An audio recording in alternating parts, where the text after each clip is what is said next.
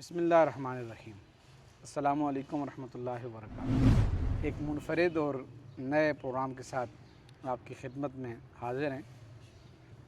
لاہور میں واقع بیگم شرف النساء ان کے مزار شریف کے اس احاطہ میں موجود ہیں۔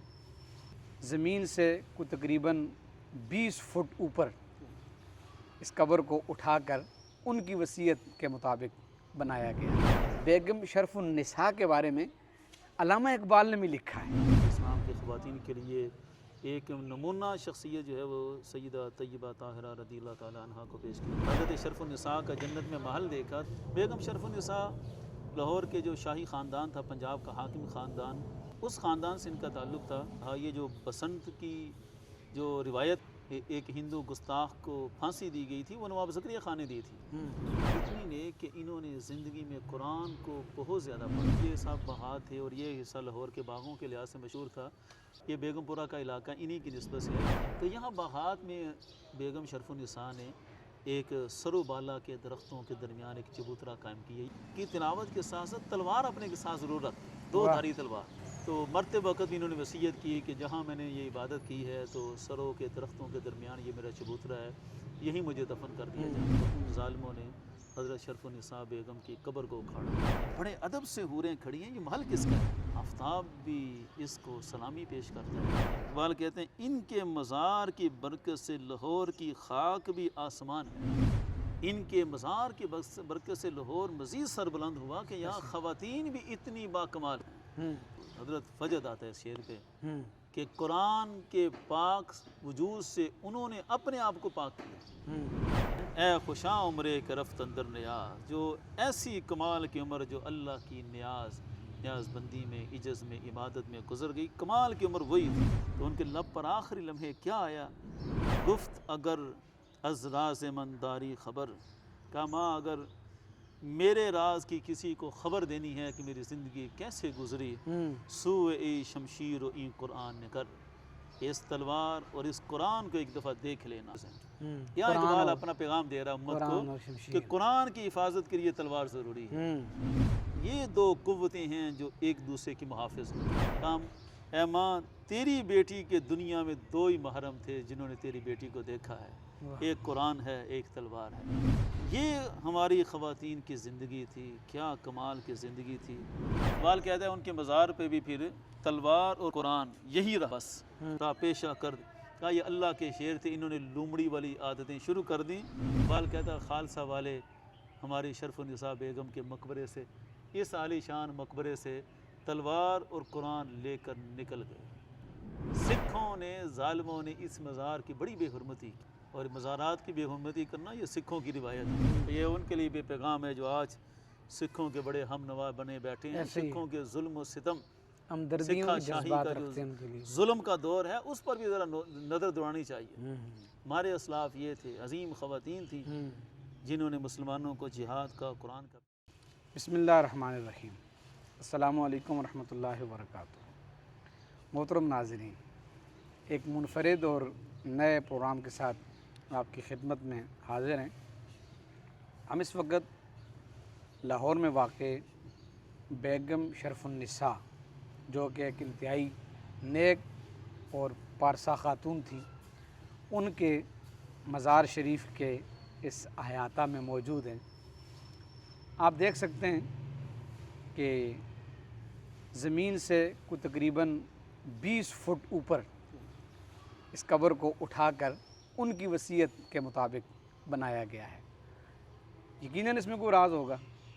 یہ ساری باتیں جاننے کے لیے ہم نے آج اپنے پروگرام میں مدعو کیا ہے آپ کی جانی پہچانی شخصیت، اکثر ہمارے ان کے ساتھ آپ پروگرام دیکھتے ہیں، حضرت علامہ زاہد محمود نعمانی صاحب۔ چونکہ آپ کا اقبالیات پر گہرا مطالعہ ہے، دسترس ہے، آپ بڑی خوبصورتی کے ساتھ اور بڑی گہرائی کے ساتھ اس پر بات کرتے ہیں، تو چونکہ ان نیک خاتون، پارسا خاتون بیگم شرف النساء کے بارے میں علامہ اقبال نے بھی لکھا ہے، فارسی میں کلام ہے، تو چونکہ اقبال کا کلام اور پھر بیگم شرف النساء کی سیرت، ان کا کردار خواتین کے لیے آئیڈیل ہے۔ تو ہم اسی پیغام کے ساتھ آج حاضر ہیں، بڑھتے ہیں اپنے مہمان کی جانب۔ السلام علیکم ورحمۃ اللہ وبرکاتہ۔ حضرت کیسے ہیں آپ؟ الحمدللہ۔ بہت شکریہ آپ نے وقت دیا، چونکہ آپ کے بارے میں یہ ہمارے علم میں ہے کہ آپ، جیسے کہ میں نے پہلے ابتدائی میں بتایا کہ اقبال کے کلام پر آپ گہری نظر رکھتے ہیں، دسترس رکھتے ہیں، تو جہاں ہم موجود ہیں یہ بیگم شرف النساء، ان کے بارے میں بھی اقبال نے کلیات اقبال میں پوری تفصیل کے ساتھ ایک نظم لکھی ہے، تو اس بارے میں آپ سے بات کرنا چاہتے ہیں۔ بسم اللہ الرحمن الرحیم، صلی اللہ علی حبیبہ سیدنا محمد ووالدیہ وعمہ وآلہ وصحبہ وسلم۔ اقبال نے مسلمانوں کو ہر شعبے میں بڑی اچھی رہنمائی عطا فرمائی۔ بے شک۔ جو ایک فکری اور اسلام کی فلسفی تعبیر ان کے نزدیک تھی، وہ اپنے علم کے مطابق بہت اچھی رہنمائی کرتے رہے۔ خواتین کے لحاظ سے بھی انہوں نے بڑے بڑے کلام لکھے، وہ بھی انشاءاللہ وقت مناسب پر ہم پیش کریں گے۔ اس کے علاوہ بھی خواتین شروع تو انہوں نے بات ہی سیدہ پاک رضی اللہ تعالیٰ عنہ سے شروع کی، اور اسلام کی خواتین کے لیے ایک نمونہ شخصیت جو ہے وہ سیدہ طیبہ طاہرہ رضی اللہ تعالیٰ عنہ کو پیش کیا۔ بے شک۔ پھر اس دوران انہوں نے اسلام کی خواتین کے لیے کئی کلام لکھے، ان میں ایک کلام انہوں نے قصر شرف النساء کے عنوان سے بھی لکھا، یعنی جن کے مزار پہ کے احاطے میں ہم موجود ہیں، اسی لیے ہم ان کے مزار پر ہی آئے ہیں کہ قصر شرف النساء پر جو اقبال نے لکھا ہے، تو ایک دفعہ ان کے قصر میں جاتے ہیں، یہ بھی ایک قصر ہے ان کا۔ وہ لکھا ہے اس طرح ہے کہ اقبال نے اپنی ایک روحانی سیر کا ذکر کیا مولا روم کی معیت میں، جوید نامہ میں، وہ سارے افلاک کی سیر، وہ بڑا وہ لطیف کلام ہے، ان میں کئی شخصیات سے اقبال نے ملاقات کا ذکر کیا۔ تو اس دوران اقبال نے مولانا رومی صاحب کی معیت میں جنت کی جو سیر کا ذکر کیا تخیلاتی کلام میں، اس میں کہتے ہیں کہ وہاں ہم نے قصر شرف النساء بھی دیکھا۔ تو قصر یعنی محل، حضرت شرف النساء کا جنت میں محل دیکھا، تو پھر مولانا رومی سے پوچھا کہ یہ کس کا ہے؟ تو الغرض وہاں سے بھی حضرت شرف النساء کا تذکرہ شروع ہوا۔ تو حضرت شرف النساء کون تھیں اور ان کا زندگی میں اتنا اہم کردار اور بات مسلمان خواتین کے لیے ایک آئیڈیل کردار کے طور پر اقبال نے پیش کیا، تو یہ بڑا ایک لطیف پہلو ہے۔ بیگم شرف النساء لاہور کے جو شاہی خاندان تھا، پنجاب کا حاکم خاندان، اس خاندان سے ان کا تعلق تھا۔ نواب عبدالصمد خان کی بیٹی اور نواب زکریا خان کی وہ ہمشیرہ تھی۔ تو نواب زکریا خان بڑا مشہور لاہور کا حاکم رہا۔ یہ جو بسنت کی جو روایت ایک ہندو گستاخ کو پھانسی دی گئی تھی، وہ نواب زکریا خان نے دی تھی۔ تو ان کے بارے میں مشہور یہ ہے کہ یہ نواب زکریا خان کی بہن تھی۔ یہ ایسا ایک بارسا خاندان تھا۔ نواب زکریا خان بڑا مشہور گورنر ہوا، بڑے بڑے اچھے اس کے واقعات معروف ہیں لاہور کی حکمرانی کے دوران۔ تو ان کا جو معمول تھا، جس وجہ سے ان کا تذکرہ بہت معروف ہے اور آج ہم بھی ان کے مزار پہ حاضر ہیں، وہ یہ تھا کہ بہت نیک، اتنی نیک کہ انہوں نے زندگی میں قرآن کو بہت زیادہ پڑھا۔ اچھا، ان کا جو پسندیدہ عمل تھا وہ یہی تھا کہ قرآن پڑھتے رہنا۔ زندگی انہوں نے قرآن کے ساتھ گزاری۔ اور یہ جہاں پر ہم بیٹھے ہیں یا آس پاس میں ہم دیکھ سکتے ہیں کہ یہاں پر یہ جگہ بہت اونچی ہے۔ تو یہ اس زمانے میں تو یہ سب باغات تھے، اور یہ حصہ لاہور کے باغوں کے لحاظ سے مشہور تھا۔ ہمارے بچپن میں بھی کافی یہاں پر باغ تھے۔ اب اتنے دور میں اتنی تبدیلی آ گئی، تو یہ تو اس دور میں کیا ہوگا۔ یہ بیگم پورہ کا علاقہ انہی کی نسبت سے ہے، بیگم پورہ کا علاقہ کہلاتا ہے۔ تو بیگم سے مراد یہی بیگم ہے، انہی کی نسبت سے یہ بیگم پورہ ہے۔ تو یہاں باغات میں بیگم شرف النساء نے ایک سرو بالا کے درختوں کے درمیان ایک چبوترا قائم کی ہے، یہی چبوترا۔ اس چبوترے میں سیڑھی لگا کر اوپر جا کر بیٹھ کر قرآن پڑھتی رہتی ہے۔ ان کا اپنا ہی معمول تھا، دن رات عبادت میں زندگی گزاری۔ اور دوسرا جو اہم پہلو، قرآن کی تلاوت کے ساتھ ساتھ تلوار اپنے کے ساتھ ضرور رکھتے، دو دھاری تلوار، بہترین عالی شان تلوار، اور رکھ کے ساری زندگی انہوں نے اسی طرح گزاری۔ اور پھر جلدی فوت ہو گئی، تو مرتے وقت بھی انہوں نے وصیت کی کہ جہاں میں نے یہ عبادت کی ہے تو سروں کے درختوں کے درمیان یہ میرا چبوترا ہے، یہی مجھے دفن کر دیا جائے۔ ان کی وصیت کے مطابق اس چبوترے میں ان کو دفن کیا گیا، اونچائی میں رکھ کے۔ اور یہ بھی وصیت کی کہ میری زندگی میں دو ہی میرے محرم تھے، قرآن اور تلوار، یہ دونوں میرے ساتھ دفن کر دیے جائیں۔ اور اسی طرح ان کی وصیت کے مطابق قرآن اور تلوار بھی ان کے ساتھ دفن کر دیا گیا۔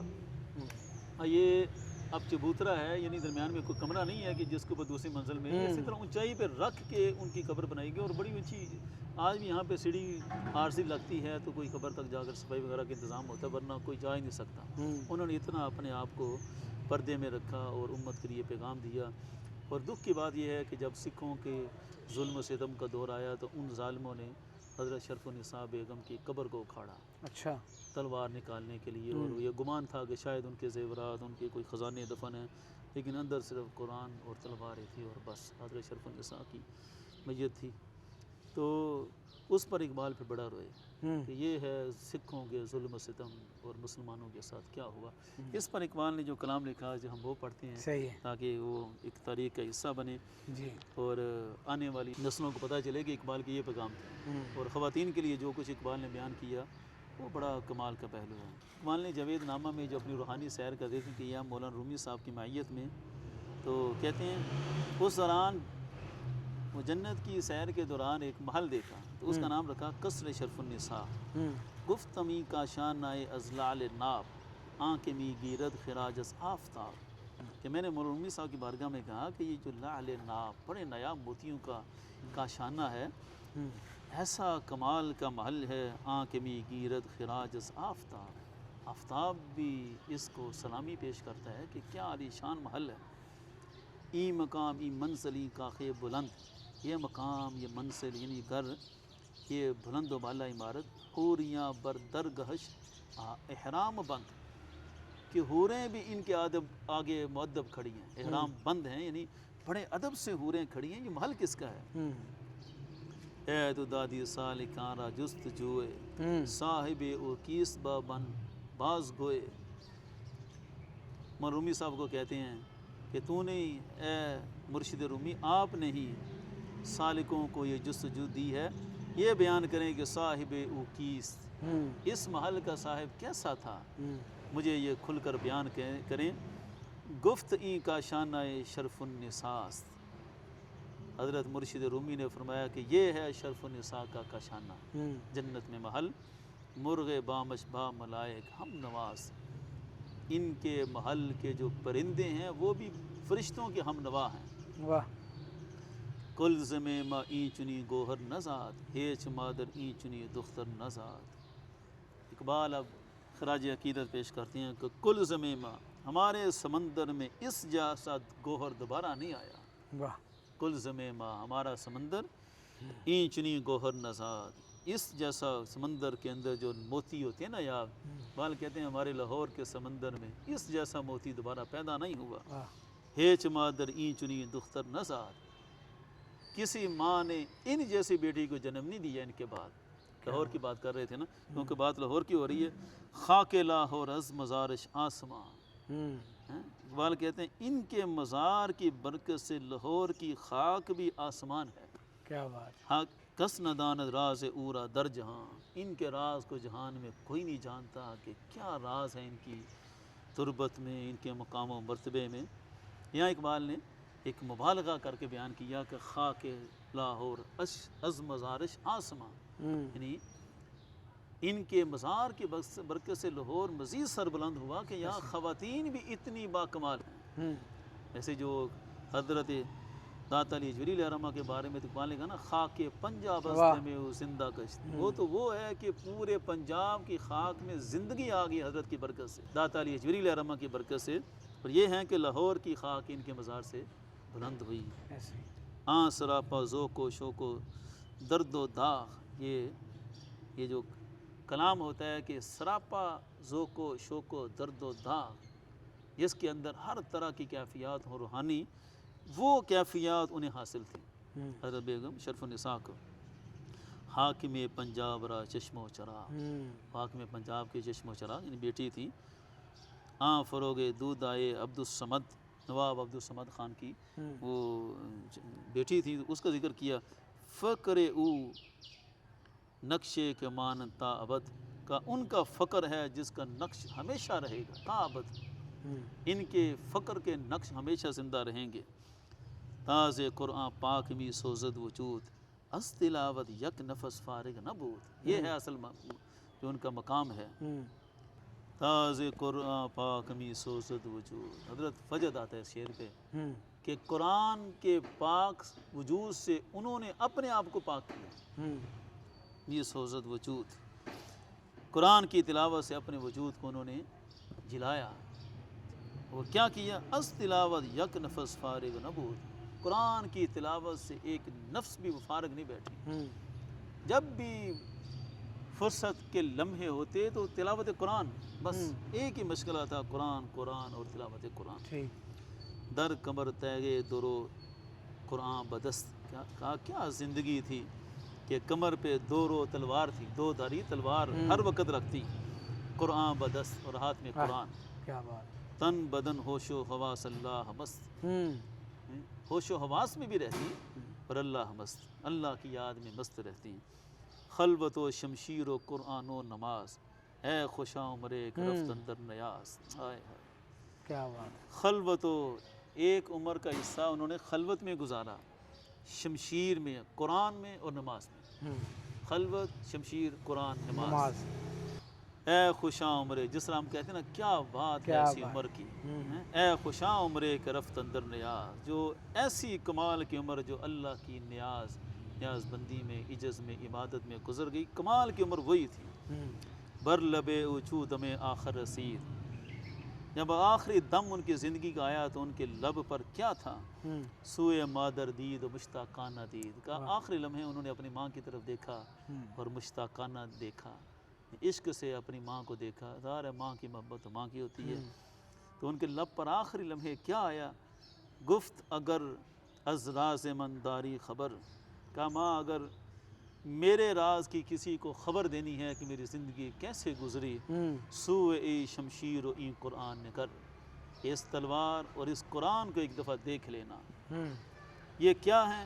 این دو قوت حافظ یک دیگرند. کہا یہ دو قوتیں ہیں جو ایک دوسرے کی محافظ ہیں. یہاں اقبال اپنا پیغام دے رہا امت کو کہ قرآن کی حفاظت کے لیے تلوار ضروری ہے، اور تلوار بھی قرآن کے تابع ہو تو تب تلوار کام کی ہوتی ہے. کائنات زندگی را محورند. کائنات زندگی کا محور یہ دو چیزیں ہیں، جہاد اور قرآن. اندری عالم کے میرت ہر نفس. شہزادی شرف النساء نے کہا اماں اندری عالم کے میرت ہر نفس، ہر جان نے اس عالم میں میرت، مرنا تو ہے ہی. دخترت را این دو محرم بود و بس. کام اے ماں تیری بیٹی کے دنیا میں دو ہی محرم تھے جنہوں نے تیری بیٹی کو دیکھا ہے، ایک قرآن ہے، ایک تلوار ہے. ان دو کے سوا تیسری چیز کو میں نے نہیں قریب ہونے دیا، نہ کسی نے مجھے دیکھا ہے. تو یہ فوت ہوتے وقت بیٹی وصیت کر رہی تھی کہ ماں اگر کسی کو میرا بتانا ہے تو یہی بتانا، قرآن اور تلوار. وقت رخصت بات دارم این سخن، تیغ و قرآن را جدا از من مکن. وقت رخصت کہا بات دارم این سخن، ماں میں تم سے ایک ہی بات کروں گی، یہی بات کروں گی کہ تیغ و قرآن را جدا از من مکن. قرآن اور تلوار کو مجھ سے جدا نہ کرنا. کیا خواہش ہے. یہ ہماری خواتین کی زندگی تھی. کیا کمال کی زندگی تھی. زندگی بھی قرآن کے ساتھ گزری، اور فوت ہوتے وقت بھی وصیت ہے کہ قرآن سے جدائی ہو رہی ہے. یہ دکھ نہیں کہ دنیا جا رہی ہے، ماں باپ سے جدائی ہو رہی ہے. ماں کی آغوش میں سر رکھتے ہوئے وہ کہہ رہی ہے کہ ماں دنیا سے فوت ہو رہی ہے، قرآن جدا ہو رہا ہے. قرآن سے جدائی ہے. دل بآں حرف کمی گویم بنے، قبر من بے گنبد و قندیل بے. کہا ماں میں جو بات دل سے کہتی ہوں وہ یہ ہے، قبر من بے گنبد و قندیل بے، کہ ماں میری کنبل پہ نہ کسی گنبد کی ضرورت ہے، نہ کوئی قندیل چراغ جلائے جائیں، ان چیزوں کی مجھے کوئی طلب نہیں. بے گنبد و بے قندیل قبر رہے. ہونا کیا چاہیے قبر میں؟ مومنارا تیغ با قرآن بسس. کہا مومنوں کو تلوار قرآن کے ساتھ ہو تو یہی ان کے لیے کافی ہے. تربت مارا ہمیں سامان بسست. کہا میری قبر میں بھی یہی سامان ہونا چاہیے، تلوار قرآن. کہا یہ نہ کوئی قندیل ہو، نہ کوئی گنبد ہو، کچھ بھی نہ ہو، لیکن میری اس قبر میں قرآن اور تلوار میرے ساتھ ہو. یہ انہوں نے وصیت کی. عمرہا در زیر این زرین قباب، بر مزارش بود و شمشیر و کتاب. عمرہا در زیر این زرین قباب، اس زرین قباب کے نیچے جو عمر گزری بر مزارش بود و شمشیر و کتاب. اقبال کہتا ہے ان کے مزار پہ بھی پھر تلوار اور قرآن یہی رہا بس. یہ جو ہمارے سامنے اونچائی پہ قبر ہے تو یہاں انہوں نے اپنی وصیت کے مطابق صرف قرآن اور تلوار کو رکھنے کی اجازت دی. مرکدش اندر جہان بے ثبات اہل حق را داد پیغام حیات. اقبال کہتا ہے ان کی مرکد بھی اس بے ثبات جہان کے اندر اہل حق کو زندگی کا پیغام دیتی ہے کہ زندہ رہنا ہے تو کس چیز کے ساتھ رہنا ہے؟ قرآن، تلوار. تلوار سے مراد جہاد، جذبہ جہاد، جو ہر دور کے اپنے اپنے تقاضوں کے مطابق جہاد ہوتا ہے، ہر باطل کے خلاف ڈٹ جانے کی قوت کا نام ہے. تا مسالمہ کرد با خود آنچے کرد. اقبال کہتا ہے پھر مسلمانوں نے اپنے ساتھ جو کیا سو کیا. گردش دوران بساتش در نورد، کہ گردش دوران جب ہماری اس بساط کو لپیٹ دیا، یعنی مسلمانوں کی حکومت جب ختم ہوئی تو پھر کیا ہوا؟ مرد حق از غیر حق اندیشہ کرد. حق کے بندوں نے غیر حق والے خوف اپنا لیے، غیر حق سے ڈرنے لگے، باطل قوتوں سے مسلمان ڈرنے لگے. تلوار چھوڑ دی، قرآن شیر چھوڑ دی. مولا رو بہی پہ تا پیشہ کرد. کہا یہ اللہ کے شیر تھے، انہوں نے لومڑی والی عادتیں شروع کر دیں. از دلش تاب و تب سیماب رفت. ان کے دل سے تاب و تب سیماب جب چلا گیا، خود بدانی آنچے بر پنجاب رفت. بال کہتا تو ہی جانتا ہے پھر پنجاب پر کیا گزری جب سکھوں کی حکومت آئی. یہ ہے آخری پیغام خالصہ شمشیر و قرآن را ببرد اندراں کشور مسلمانی بمرد. اقبال کہتا ہے خالصہ والے ہماری شرف النساء بیگم کے مقبرے سے، اس عالی شان مقبرے سے تلوار اور قرآن لے کر نکل گئے. سکھوں نے، ظالموں نے اس مزار کی بڑی بے حرمتی کی، اور مزارات کی بے حرمتی کرنا یہ سکھوں کی روایت ہے. یہ جو گرانے کی باتیں کرنا یہ سکھ کرتے تھے. اقبال کہتا ہے خالصہ شمشیر و قرآن را ببرد. ان کے حیات کے چرچے سن کر انہوں نے سکھوں نے قبر اکھاڑ دی انتقام لینے کے لیے.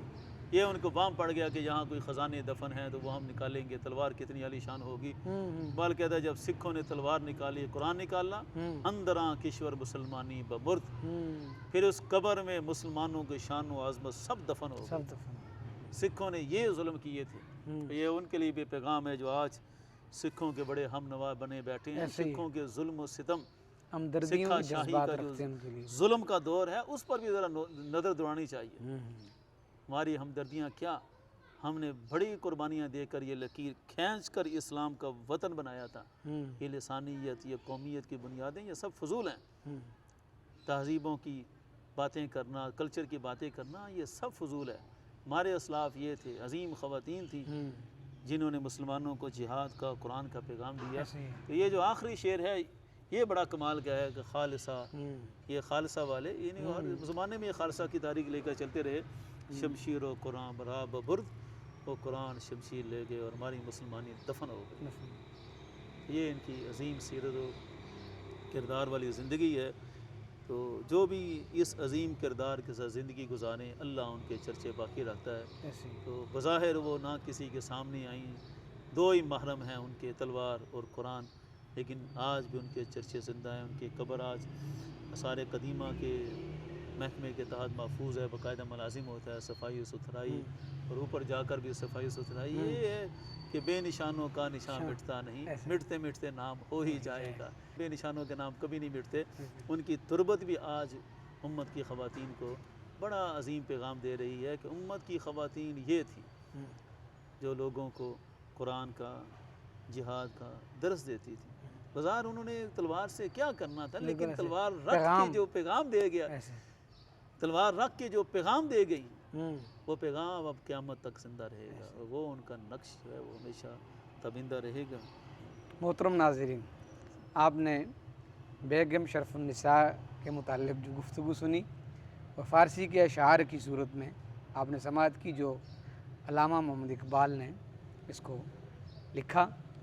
یہ آخر میں پیغام ہے مسلم خواتین کے لیے، مسلم امہ کے لیے. بیگم شرف النساء کا پیغام تو تھا، ساری زندگی قرآن ساتھ رکھا، تلوار ساتھ رکھی، اور ان کے ساتھ تعلق ایسا بنایا کہ ان کو قبر میں ساتھ لے کر گئیں. آپ ترجیحات دیکھیں. اور پھر اقبال نے جو پیغام دیا وہ بھی کمال تھا.